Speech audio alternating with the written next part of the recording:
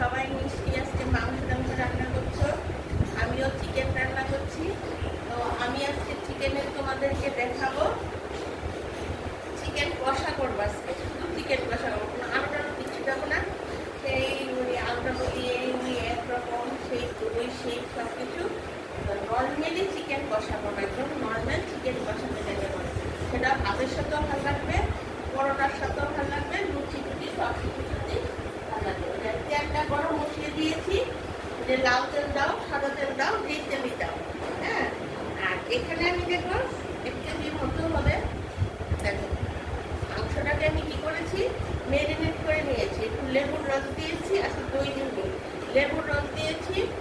আর একটা ছোট্ট একটা পেঁয়াজ বাটা, সঙ্গে একটা বড় একটা রসুন, এইটুকু আদা, তারপর পেঁয়াজ, তারপর কয়েকটা কাঁচা লঙ্কা দিয়েছি। আর এখানে 1 চামচ বড় 1 চামচ জিরের গুঁড়ো, ধনের গুঁড়ো, আর একটু তেল দিয়ে স্বাদ মতো নুন হলুদ। বুঝতে পেরেছ? পেঁয়াজ, কাঁচা লঙ্কা, রসুন, আদা, নুন, হলুদ, ধনের গুঁড়ো 1 চামচ, জিরের গুঁড়ো 1 চামচ, আর একটু লেবু দিয়ে ঘন্টার উপর মেরিনেট করে নিয়েছি। আর এখানে আমি তেজপাতাটা নিলাম, তেজপাতা ছাড়া তো মাংস ভালো লাগবে না। কড়াইটার মধ্যে তেজপাতাটা দিয়ে দিলাম। এখানে আমি দেখো এত বড় একটা পেঁয়াজ, বড় যেহেতু কষা করবো পেঁয়াজটা বেশি রাখবো, ওখানে একটা দিয়েছি। 1 কেজি খানেকের মতো মাংস আছে, হ্যাঁ। বড় একটা পেঁয়াজ, ইচ্ছা করে 2টো পেঁয়াজও নিতে পারো, সে বাড়িতে বড় একটা পেঁয়াজ কেটে নিয়েছি।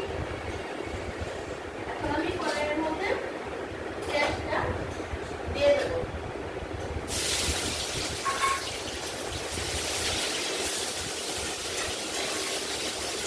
কড়াইয়ের মধ্যে আমি পেঁয়াজটা দিয়ে দিয়েছি। পেঁয়াজটা যখন সোনালি হয়ে যাবে মাংসটা দিয়ে দেবো।